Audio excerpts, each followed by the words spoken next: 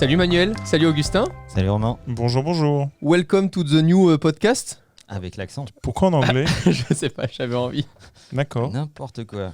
Non, Vous allez bien? Je suis inscrit à des cours d'anglais là récemment. Oui. Oui, ça va pour tous les deux? Oui. Oui, ça va. Vous êtes bien accrochés? On a un sujet costaud aujourd'hui. Ah. C'est vrai. On va parler d'un sujet où pas tout le monde est forcément informé, Ou bien pas tout le informé. monde. Ou pas tout le monde. Ou pas tout le monde. Pas tout le monde, non? Non, c'est Bah, pas- tu Ça se dit peux pas continuer en anglais parce qu'en français c'est pas ouf, Romain. Okay, so I just want to say not everybody knows that. So this subject S'il te is... plaît. Ok, S'il te plaît, on Romain. arrête là? Oui. Ok. Ah là, là, j'ai mal aux oreilles. La vie privée existe-t-elle encore? Voilà le sujet d'aujourd'hui, les gars. Je pense qu'aujourd'hui, beaucoup de gens ne font plus vraiment la différence entre leur vie privée et leur vie publique. J'entends beaucoup de gens me dire « Je n'ai rien à cacher de toute façon ». Cette phrase, je la trouve juste magique. C'est sûr. Elle est Ouais. assez folle parce que finalement, si tu devais intégrer une caméra qui serait dirigée par un inconnu chez eux, là, tout d'un coup, il y aurait un petit problème. Ils se diraient « Attends, c'est bizarre de faire ça alors que quelqu'un que je connais pas me regarde ». Sauf qu'en fait, indirectement, on fait un petit peu tout ça aujourd'hui. On va évidemment parler d'Internet. Avant d'en arriver là, je pense qu'il faut parler d'un point de vue physique et réel. Est-ce que tous les jours aujourd'hui, on gère correctement notre vie privée avec les gens qu'on rencontre dans la rue, qu'on rencontre au restaurant, qu'on rencontre en soirée quand il y en avait un Le corps? restaurant d'ailleurs c'est l'actualité. C'est l'actualité, le restaurant. Les restaurants vont en savoir de plus en plus sur nous sans sans sûr. forcément notre On consentement. pourra en parler d'ailleurs. Parce que pour faire l'actualité, on tourne à Paris à un moment où les bars ferment et les restaurants restent ouverts avec des nouvelles précautions. Qui sont très high-tech d'ailleurs. Manuel, tu peux nous en parler un petit peu? Bah, C'est ça. avec un stylo d'ailleurs. Hein. Non, c'est fascinant. Ça se passe avec un bout de papier et un stylo. Donc maintenant, les restaurateurs, comme s'ils n'avaient pas assez de contraintes sur les épaules, on leur demande de prendre les coordonnées de tous les mecs qui bouffent chez eux, heure par heure. Alors évidemment, c'est panique à bord, hein, puisque c'est une nouvelle directive. Donc qu'est-ce qu'ils font? Ils impriment des bouts de papier, ils te filent un stylo. Même avec les réservations en ligne? Alors, Ou tu penses que ça va? Ils en sont pas encore là. Ok. Ils en sont pas là. Hein. Tu vois que tu es réservé par la fourchette ou pas, etc. Bon, tu arrives dans le resto, tu as Jean-Jacques qui t'installe à la table. Qui dit je vais prendre votre Et nom. il dit, voilà, est-ce que vous pouvez remplir cette fiche, etc. Je m'appelle Simone. Pourquoi? Ok, super. Parce que s'il y a un cas Covid au moment où tu as bouffé, les restaurateurs vont avoir pour responsabilité de te prévenir et de te dire d'aller passer un test. Bon, tu Bon. donnes ton vrai prénom, toi, ou pas, dans ces moments-là? Non, moi je m'appelle Augustin. Hein. D'accord. D'accord. Et toi, Augustin, tu t'appelles Manuel? Exactement. Et donc, le truc, c'est que c'est super. Sauf que tu donnes tes coordonnées, ton numéro de téléphone. Et ton mail, etc. tu donnes ton mail. Et ton mail et tout ça à un être humain Que tu ne connais pas. que tu ne connais pas. Et qui ne s'est pas engagé solennellement. Cette information Voilà. n'est pas cryptée, elle n'est pas contenue dans un système, elle est sur un bout de papier. On ne sait pas trop ce que ce bout de papier va devenir à l'avenir. Et en parallèle, sur Internet, on a la CNIL qui se défend et qui défend le concept de la vie privée et qui condamne des sites Internet qui ne la respectent pas. Et on a à l'échelle européenne la RGPD, qui est une loi pour simplifier sur la Exact. protection de la vie privée, pour faire simple. Et C'est donc, pour simplifier encore plus pour les gens qui ne comprennent pas la RGPD, c'est le nouveau truc que vous avez quand vous arrivez sur les sites où il y a marqué accepter tous les cookies ou refuser. ouais, par exemple, c'est une des formes d'expression de cette loi. Et donc, le monde numérique et le monde analogique ne vont pas du tout à la même vitesse. C'est-à-dire que d'un côté, il est parfaitement acceptable de donner des datas privées sur un bout de papier à un serveur dans un restaurant, et de l'autre côté, il faut te rendre complètement compliant à la RGPD et aux directives de la CNIL si tu as une activité numérique. On marche un peu sur la tête. Donc vous faites attention aujourd'hui, dans la vie de tous les jours, à qui vous laissez votre numéro de téléphone, à qui vous laissez votre nom, votre prénom, à qui vous donnez rendez-vous et à quel endroit. Je suppose que quand vous rencontrez une personne pour une première fois, vous J'ai lui donnez l'impression pas... que tu es un dealer. Mais non, mais vous lui donnez pas rendez-vous chez vous, par exemple, la première fois, À qui? Bah, à qui une personne que vous connaissez pas. Si c'est à ma mère, si, par exemple, tu vois. Non, mais- Vous ne la connaissez pas, Mais évidemment, Manuel. tu donnes pas rendez-vous chez toi la première fois. Ok, d'accord. Non, mais c'est très intéressant parce que justement, on va partir après du côté d'Internet où tu peux te connecter à des sites que tu ne connais pas du tout et à Ouais. qui tu laisses par exemple ta position quand tu utilises certains sites. Donc là, tout d'un coup, il n'y a plus de problème pour Augustin, tu vois, dans ce premier cas de figure. Je ne connais pas quelqu'un dans la vraie vie, Non, jamais mais il je fais viendra gaffe à chez ça. moi. Je fais gaffe à Par ça. contre, je me connecte à un site internet pour la première fois, Je aucun refuse. souci, Ah il non, je utilise. refuse. Ah, Je refuse, je refuse. Arrête, Augustin. Non, t'as un Arrête. pop-up maintenant avec la position, c'est mort. Non, non. on dirait ma mère. Ouais. Quand je lui explique quelque chose, tu sais, elle se Non. défend et puis je vais vérifier et il n'y a Non, rien je qui fais va. quand même attention. Quelles sont pour vous les informations que vous ne souhaitez justement pas donner à un inconnu dans la vraie vie, les principales informations? Il n'y a rien que... Quasiment aucune en fait. Tout le Ah monde ouais connaît, tout le monde... en fait, on va spoiler le titre du podcast. Hein, Mais je l'ai dit au tout début. Hein. Oui, mais on va le redire, c'est non, quoi. La vie privée existe-t-elle encore? Bah non. Moi, je pense que la vie privée n'existe plus. D'ailleurs, C'est fort, hein, c'est fort comme phrase. c'est un concept déjà, définition de concept. C'est un concept très particulier et qui est lié à notre culture. Si tu vas dans le monde anglo-saxon, le concept de vie privée n'est pas du tout le même que chez nous en Europe. On n'a pas le même rapport du tout à la vie privée. Chez les Anglais, la majorité des maisons ont des vérandas comme ça devant. Et quand tu as des Français qui vont s'installer en Angleterre, le premier truc qu'ils font, c'est qu'ils mettent des rideaux. Et là, tu as tous les voisins, les vrais Anglais, qui se disent « Putain, mais qu'est-ce qu'ils ont à cacher ?» Le concept même de la vie privée n'est pas le même en fonction de la culture dans laquelle tu as été élevé.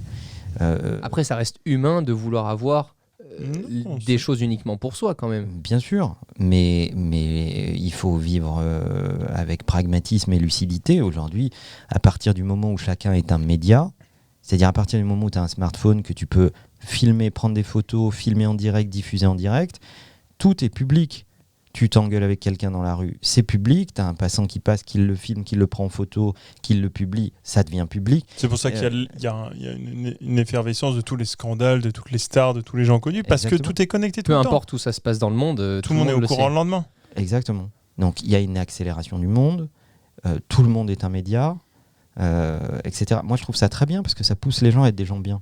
Ouais, mais il faut justement le voir comme ça, parce que au final, je trouve que ça a poussé certains sujets qui n'étaient pas du tout mis en lumière à être réglés, qui étaient des réels soucis dans la société. Le comportement de certaines personnes dont on ne savait même pas qui se comportaient comme ça, aujourd'hui tu le vois vachement rapidement. Les hashtags qui popent en même pas 24 heures sur Twitter pour dénoncer telle ou telle personne. Enfin, il y a aussi le Facebook check quand il y a un truc qui se passe, un oui. attentat ou des inondations, ce genre de choses. Tout de suite, les gens savent si tu es en sécurité. Il y a plein de choses. et du coup, est-ce que c'est bien ou est-ce que c'est pas bien? Ça, c'est les côtés bien Bah, c'est évidemment le côté- très positifs c'est le de côté ça. positif, c'est le safety check de Et pourtant, Facebook. c'est Facebook. Alors, qu'est-ce que c'est négatif sur beaucoup de choses? Mais alors là, ok, t'es ok pour dire je vais bien, je suis là. En fait, c'est toujours pareil, le concept de vie privée ou de vie publique, c'est vis-à-vis de la technologie, ça dépend ce qu'on en fait. Quand on utilise tes coordonnées GPS pour vérifier si tu es en bonne santé, si tu n'as pas été affecté par un événement, une catastrophe naturelle, un attentat ou autre, tout le monde trouve ça très bien. C'est le safety check de Facebook et c'est parfait. Quand on utilise ces données pour mieux te cibler à ton insu, alors que tu n'as pas vraiment donné ton consentement explicite ou que tu n'as pas regardé vraiment toutes les dispositions de comment on allait utiliser ces données et pourquoi faire, là c'est un peu plus contestable. En fait, la question, c'est la question du consentement. Mais il faut arrêter de jouer la Vierge effarouchée. Nos vies sont publiques et à partir de là, il faut juste l'accepter. Si tu veux pas que ta vie soit publique, eh bien, il faut qu'elle se Deviens passe... Natacha Campouche, non? il faut qu'elle se passe dans une pièce dans laquelle il n'y a aucun device technologique et dans laquelle Entre tu quatre fais, murs, ce que tu veux, comme tu veux, et seule ta morale et la loi peuvent te juger. Mais pour le reste, à partir du moment où tu vis à notre époque avec la technologie qui nous entoure, sache que le concept de vie privée, eh bien, il porte bien son nom, c'est un concept. Je pense aujourd'hui que ce concept-là, justement, a des atouts positifs, comme on le dit jusqu'à présent, mais ces atouts-là et cette technologie a très vite évolué pour recueillir un max d'infos sur nous, surtout parce que c'est comme ça que les réseaux sociaux, que les applications aujourd'hui sont rentables avec des utilisateurs qui ne payent pas pour utiliser les applications. Je pense qu'aujourd'hui, si le moyen monétaire, si chacun, par exemple, pourrait utiliser Facebook, chacun payait 50 € par mois, peut-être qu'on serait plus en droit de demander à Facebook de moins recueillir d'infos sur nous. Mais c'est cet adage qu'on a, je crois, déjà cité dans un autre épisode du podcast. Je ne sais plus lequel puisque je les écoute pas, mais Moi non plus. c'est If you don't pay for the product, you are the product. Ah oui. Donc, D'ailleurs, et je vous invite à le voir parce que je sais que vous ne l'avez pas vu, les gars, allez voir le film Netflix Un écran de fumée. Il est juste incroyable. Derrière nos écrans de fumée. Derrière nos écrans de fumée. voilà, c'est dans ma Merci. watchlist, Romain, mais on a tous un peu moins de temps. Vous Je verrez- suis désabonné de Netflix, je suis toujours pas réabonné.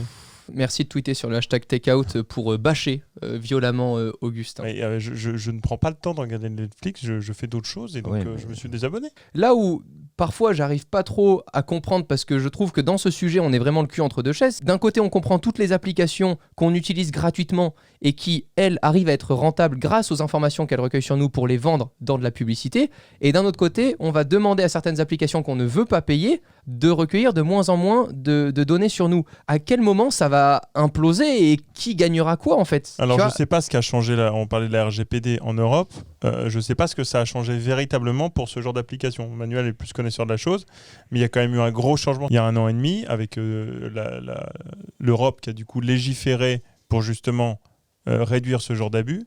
Je sais pas si ça a vraiment changé les choses et s'il y a eu vraiment un step-up dans ce truc-là. Bah déjà, la RGPD, c'est un acte politique. D'accord. C'est un acte politique parce que c'est l'Europe qui dit « Ok, on a perdu la guerre des plateformes. La majorité des plateformes aujourd'hui qui sont utilisées dans le monde entier sont américaines. On veut reprendre un peu la main politiquement. » on voit ton sur- téléphone, hein, je le rappelle parce qu'on est toujours Ouais. sur YouTube, évidemment. Je le dis. On veut reprendre un peu la main sur la façon dont ces plateformes sont utilisées et les conditions d'usage de nos utilisateurs. Donc nous, en Europe, on est attaché à la vie privée, donc on va légiférer, on va faire passer une loi pour dire qu'on ne peut pas faire n'importe quoi D'accord. avec les données de la vie privée. D'ailleurs, il y a des boîtes américaines qui se retrouvent là-dedans, puisque Apple, par exemple, a mis en exergue le concept de vie privée et s'est différencié de la compétition en disant chez nous la vie privée c'est important, au point d'en faire un claim publicitaire. Mais Et là où je comprends. aujourd'hui de l'affirmer dans chacune de ces keynotes et de rappeler chaque fois qu'ils annoncent un nouveau produit, une nouvelle feature, etc., Sécurité, que sécurité, chez eux, sécurité. la vie sécurité. privée n'est pas prise vraiment par-dessus l'épaule. Tu vois, c'est un truc extrêmement sérieux. Sur la dernière Watch, là, encore une fois, juste à la fin de la présentation de la Watch, ils refont 5 minutes sur la vie privée. Mais ils ne vendent pas que du software. On peut pas comparer une boîte comme Apple qui vend du hardware avec laquelle tu achètes un produit, Oui. qui rentabilise du coup la vente de produits et la mise à disposition du software, aux boîtes qui ne te vendent qu'un software. Si je peux prendre 2 exemples vraiment contradictoires, avec Facebook, j'achète rien de chez eux. Et pourtant, j'utilise leur plateforme, leur cloud H24. Oui, mais Facebook fait du hardware. Tu l'as testé en vidéo, ça s'appelle Portal. Ouais, ça marche pas. Euh, Et on sait que Facebook aujourd'hui, son gagne-pain, c'est de la publicité et c'est de la vente de c'est données. la data. C'est de la data. C'est la data. Et on voit à quel point Facebook on va dire, à minima, on va pas être accusateur, mais à minima, était imprudent sur la question de la data. Et à ils ont quel fait les point kékés, hein. son CEO a valorisé la data utilisateur. Le modèle, c'est j'exploite un maximum de data. Ça a donné lieu au fait que Zuck ait été Ah, Zuck, entendu. putain, je comprenais pas. Pardon. Tu pensais aux méchants dans Toy Story? Non, c'est Zorg. Oui, je sais. Et, Bon, et c'est pas été équivalent. entendu par le Sénat, Ouais, je sais. etc., etc. Et ça l'a obligé au moins une fois dans sa vie à mettre une cravate. Mais Qui lui allait pas bien. Hein. non, pas du tout, pas du tout. C'était pas crédible du tout. Mais au moins il a dû s'expliquer. On a vu à quel point il était en difficulté. Donc Ah, la si tu PLS. veux, il y a les compagnies sont aussi maintenant jugées sur le niveau de respect qu'ils mettent dans leur rapport à leurs utilisateurs. Alors, tu as Apple qui dit chez nous, on processe de l'info directement dans le hardware et on la monte même pas dans le cloud. C'est le cas de Face ID et autres où c'est processé directement dans le hardware de ton téléphone. Donc, de toute façon, cette info, elle n'est pas ailleurs qu'au Ouais. moment où tu set up ton device, en fait. Tu as Google qui est sur une position un peu intermédiaire. Ah oui, parce qu'ils vendent du hardware et du software. Ouais, mais c'est pas lié au hardware ou au software, c'est juste qu'ils veulent pas exposer leur business, donc ils font des efforts, etc. Mais ils partaient de loin parce que traquer les utilisateurs, ça leur permettait d'avoir du comportemental et ce comportemental permet de mieux les cibler. Et la poule aux œufs d'or chez Google, c'est quand même les AdWords. Et t'as Facebook qui faisait totalement n'importe quoi et qui essaye de redresser la barre et de se racheter une virginité. Mais dans tout ça, du coup, Manuel, la question pour moi, elle est simple, c'est comment demain Facebook pourrait continuer de gagner sa vie de la même manière Ah. sans vendre nos datas? Quel va être le moyen de substitution pour arrêter de consommer les datas de ses utilisateurs à outrance comme ça a été le cas et ça a fait les scandales Cambridge Analytica? C'est très compliqué parce que ça veut dire qu'il faut aller chercher le consentement des utilisateurs. À partir du moment où les utilisateurs comprennent à quoi vont servir ces datas, ils donnent pas leur consentement aussi facilement. Mais les gens lisent pas les conditions générales, ils Non. acceptent. Pas du tout. Ils les lisent pas. Et il serait perdant ils demain à acceptent. faire un abonnement? Comme à Netflix, parce que par exemple, quand j'avais pu discuter avec les équipes de chez Netflix ou Amazon avec qui on a travaillé, par exemple récemment, qui me racontaient qu'aujourd'hui, eux, avoir de la publicité classique sur Amazon Prime, par exemple, pour les contenus vidéo, c'était inimaginable d'avoir au milieu de 2 séries une affiche publicitaire pour Et des ils font couches vraiment comédies, quoi. autrement. C'est-à-dire qu'aujourd'hui, plutôt que de mettre cette pub-là, ils vont dans le film, mettre des objets, et tous les objets du film, tout ce que tu vois dans le film, est achetable sur Amazon. Mais ils partent de... En fait, ils sont partis de zéro. Ils avaient tout à créer. Facebook aujourd'hui, qui sont des mastodontes et qui n'ont que connu cette recette-là, comment est-ce qu'ils vont faire à évoluer si justement toutes nos données privées, on les veut de plus en plus privées ? On n'a pas la réponse. Non, bien sûr. Peut-être qu'eux la trouveront dans les années à venir, mais pour l'instant, c'est dur. Hein. Et c'est pour ça qu'ils développent des lignes de services B2B. Donc Facebook a déployé des services B2B comme Workplace, par exemple. Ça a combien de temps, Workplace ? Ça a quelques années, 2-3 ans, je dirais, un truc comme ça. Et là, tu payes une vraie licence. Et là, tu as une vraie licence dans laquelle tu sais où sont tes données, où est-ce qu'elles sont hébergées, sous quel régime réglementaire, en Europe ou aux États-Unis. Workplace, pour expliquer aux gens, c'est comme Facebook, mais pour les entreprises. Ça, vous avez un genre de Facebook, mais avec des groupes, par exemple le groupe marketing, le groupe graphiste qui parlent ensemble. Et c'est privé uniquement pour la boîte. C'est privé, c'est un Facebook uniquement avec votre société et avec aussi WorkChat en plus, qui est le messenger privé business. C'est un Facebook privé pour les boîtes en fait. Et donc chacun va aller chercher son modèle et en fait je pense que c'est assez révélateur de la culture des boîtes et de comment ils valorisent la donnée privée. Mais c'est au fond de l'ADN d'Internet en fait. L'ADN d'Internet, c'est beaucoup de gratuit. On n'aime pas trop payer pour des services sur Internet. Ça change. Et en fait, c'est en train de changer. Pourquoi ? Parce qu'on est en train de dire aux utilisateurs, ben voilà, faites un choix. Vous voulez un service gratuit, vous voulez pas payer pour ce service, eh bien, vous allez nous donner vos datas. Et ces datas vont nous permettre de maintenir ce service, de le maintenir innovant et de le faire évoluer. Si vous ne voulez pas qu'on utilise vos datas, eh bien, nous allons devoir vous facturer ce service. Les gens diront oui. Et après, chacun fait son choix. Moi, je pense beaucoup que les services vont évoluer vers différents modèles. Enfin, c'est ce qu'on appelle le modèle du premium. C'est-à-dire, soit tu as un service gratuit, on utilise des datas, soit tu payes un peu et on n'utilise pas trop tes datas, soit tu payes un peu plus et on n'utilise pas du tout tes datas. Et chacun va... dire bon ben voilà, moi mes datas je veux pas les donner à un tel parce que j'ai pas confiance et donc je paye ou moi mes datas j'en ai rien à foutre, je suis capable de les donner et je paye pas. Maintenant, la plupart des gens, ils connaissent les datas avec Facebook, etc., parce qu'il y a des scandales qui ont fait beaucoup de bruit. Et pour autant, ces mêmes personnes, elles arrivent à la gare et elles se connectent à un Wi-Fi public. Donc je pense qu'il y a aussi un gros manque de compréhension par le grand public, parce qu'aujourd'hui... Sans VPN surtout. Ouais, ne pas vouloir avoir un compte Facebook en disant « Ah non, moi, ils vont pas recueillir mes données personnelles, je veux garder ça pour moi », et puis arriver à la gare de je ne sais où et se connecter au Wi-Fi public sans VPN pour qu'on ait accès exactement à tout ce que tu fais sur ton ordi, c'est vachement contradictoire. Je pense que l'éducation du numérique, mais pourtant ça fait déjà plus de 15 ans qu'on a Internet et j'ai l'impression qu'on en est encore qu'au début de l'éducation du numérique plus pour de 20 beaucoup. ans même. Oui, c'est vrai. Mais, oui, c'est vrai qu'il y a un manque d'information. Il y a un manque d'information.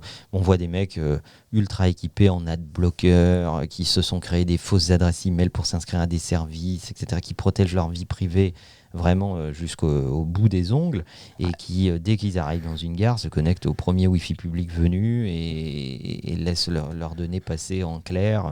Le meilleur exemple, les gars, c'est moi. Hein. J'ai une adresse email toute pourrie que je file quand on veut me filer des trucs commerciaux et autres. À côté de ça, j'utilise tous les services de chez Google H24. Et si vous allez sur votre compte Google, si vous aussi vous avez un compte Google, dans My Activity, ça fait peur. Ah ouais, c'est flippant. C'est le point exact de ton GPS jour pour jour depuis que tu utilises Google Maps. Ah, c'est vrai.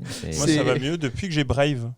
Tu utilises un... J'utilise un Chromium. C'est un Google Chrome où ils utilisent juste la structure de Chrome et ils mettent une surcouche par-dessus qui est Brave, qui est un... Ça te plaît ça, Manuel? C'est une surcouche. Non, mais du coup, c'est vraiment... Sinon, tu fais simple, hein, tu utilises Safari, le problème est réglé. Oui, mais l'avantage de Brave, c'est là où c'est marrant, c'est que tu as de la publicité, toutes les prestations levées rémunérées en crypto-monnaie. Pardon, j'ai rigolé parce qu'il m'a dit que c'est Voilà. marrant. Ouais. Donc, C'est rémunéré en crypto-monnaie, et voilà, c'est le côté un peu... Non, enfin bon, je sais Voilà. pas, ça fait peut-être triper des gens. J'ai autre chose à foutre de mes journées. Hein. Non, mais ça change absolument rien. J'ai vraiment un Chrome, sauf que j'ai pas de pub, je peux tout bloquer. L'adblock est déjà intégré, en fait. il y a une dernière cible aujourd'hui qui, j'ai l'impression, n'est pas trop touchée. Ce sont les seniors. Aujourd'hui, les seniors si. qui ont pas d'un portable connecté, qui n'utilisent pas Google ou autre, et pourtant, j'ai vu récemment que la télé va venir essayer de toucher ces gens qui sont seniors, qui sont plus collés à la télé avec le câble via une box, pas Pas via que le... les seniors dans la télé, hein, mais... Bah, aujourd'hui, les jeunes, en tout cas, utilisent Internet. On parle plus de télé, on parle d'un écran. Les constructeurs de télé ça. ne vendent plus des télés. Ils vendent un écran sur lequel tu plugues une Chromecast, sur lequel tu vas connecter ton C'est ça. smartphone Ouais, et où tu exactement. utilises des applications. Moi, aujourd'hui, la télé, elle sait pas ce que je regarde. C'est Canal+ qui sait ce que je regarde. Parce que j'utilise MyCanal sur ma télé. Donc, ma télé n'est qu'un écran.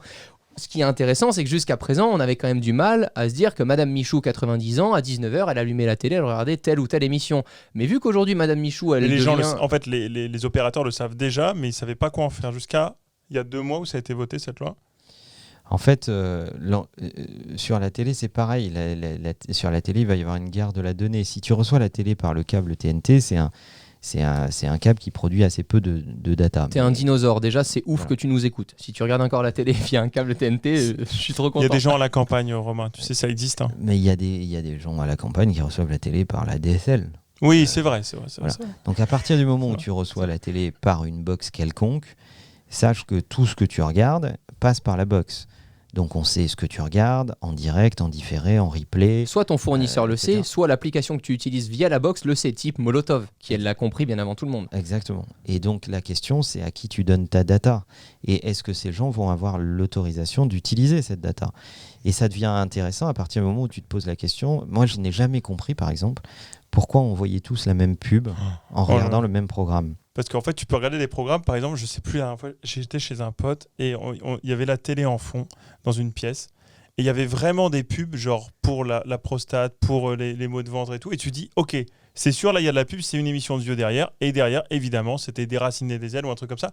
Où évidemment, là, la pub est un peu ciblée. Mais moi, je suis jeune, je regarde ces émissions, j'en ai rien à foutre des pubs. À ce moment-là, du coup, c'est positif qu'ils en sachent un petit peu plus sur nous, parce que Ouais. moi, ça m'intéresse de voir plus des publicités pour la Formule 1, pour les voitures, pour les nouvelles technologies, que de voir des couches pompères alors que j'ai pas d'enfant. Bah, quitte à avoir une pub, autant qu'elle soit pertinente. C'est ça.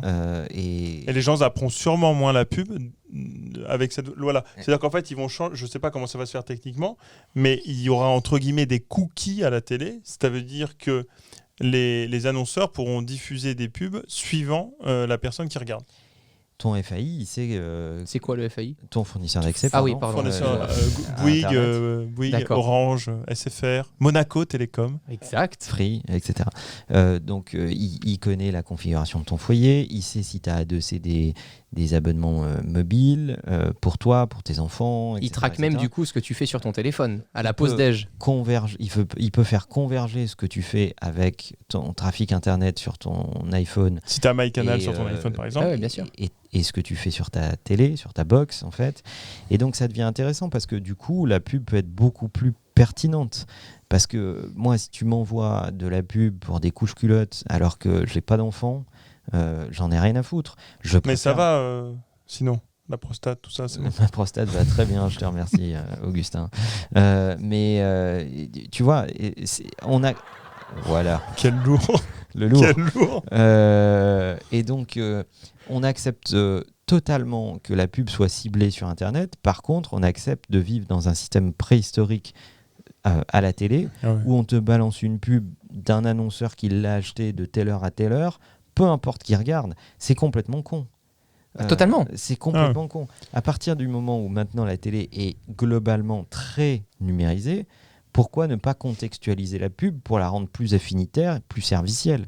C'est ça qui devrait être. Et puis, ça pourrait surtout être un avantage pour des plus petites structures qui n'ont pas des budgets pour toucher 3 millions de personnes, parce que de toute façon, Ouais. elles veulent pas cibler 3 millions de personnes, elles veulent en cibler que 3000. Après, t'es fou pendant 30 secondes. Non, mais Je- même après le journal de 20h où c'est hyper cher, te dire je peux y être, mais pour 3000 personnes, ce serait fou. Non, mais en Ce vrai, serait incroyable. là, je suis pour une pub ciblée à la télé parce que ça change un peu, ça rebat les cartes.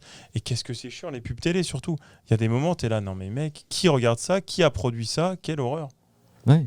Et les grands consommateurs d'annonces publicitaires à la télé, c'est souvent des marques de grande distribution, des marques grand public. Bon, bah voilà, moi je mange pas de produits laitiers, je suis super content qu'on me fasse de la pub pour les yaourts, le fromage et le lait toute la journée, sauf que ça me concerne pas du tout. Moi je préfère dire à ces marques-là, gardez votre argent pour parler aux gens qui consomment vos produits. Ça fait aucun sens. On trouve ça normal sur Internet et on trouve ça étrange à la télé. Je pense que plus le temps va passer, moins on va pouvoir de toute façon se cacher. C'est déjà plus du tout le cas aujourd'hui. Donc qu'on soit devant notre télé, en bas de la rue ou chez nous, même dans notre chambre avec une Google Home ou des caméras. Ah non, mais du moment que tu as un truc connecté, c'est compliqué. Et même, je fais l'anecdote de Lidl récemment, qui a voulu créer son concurrent au Thermomix, qui est vraiment une machine à faire des gâteaux et des glaces. Vraiment un truc tout con. À cuisiner. À cuisiner. Ouais, c'est vraiment, quand tu as la flemme de cuisiner, tu mets tes trucs dedans, ça touille et ça fait un gâteau. Quoi. Ça touille, c'est mignon, ça touille. Voilà. Ah si, ça touille, il y a un touilleur dedans. C'est la vision d'Augustin. Voilà. En fait, c'est un robot quand tu cuisines. C'est un robot de cuisine, mais en fait, le Thermomix d'origine, c'est un robot à 3000 balles. C'est vraiment un truc de fou. Non, à 1000 balles. Non, c'est 3000 le Thermomix. Non, mais pas du tout Lidl, pas du tout. Non, l'original. Ah oui, c'est 3000 euros. Au moins, oui. C'est au moins 3000 euros. Pas du tout, mais vous êtes complètement. C'est 3000 balles un Thermomix. Un Thermomix, c'est 3000 balles. Bon, combien coûte un Thermomix ? Hashtag takeout. Voilà, vous réagirez. 2 ou 3000 balles, largement. Et du coup, c'est pas le sujet. Lidl a voulu créer son concurrent à genre 500 balles. Et on a découvert que dedans, il y avait un micro. Alors qu'il n'y a pas de truc genre OK, mets-toi en route. Il n'y a pas du tout Lidl, comment on appelle ça d'assistant connecté, Il n'y a pas d'assistant vocal. Lidl s'était défendu en disant que justement, ils voulaient par la suite mettre à jour leur robot pour qu'on puisse lui demander de démarrer une recette ou autre. Bien sûr. En même temps, que ça soit mon robot qui m'écoute ou que ça soit mon Google Next Hub qui soit à côté. Mais à la fin de la fin, ce qui est intéressant dans cette affaire, c'est de se dire, bon, OK, la technologie est là, mais elle n'est qu'un révélateur de qui sont les gens. Soyez de bons humains. Exactement. Ah oui. Soyez de bons humains. Si vous êtes de bons humains parce que vous l'avez décidé, c'est super. Et vous avez rien à cacher.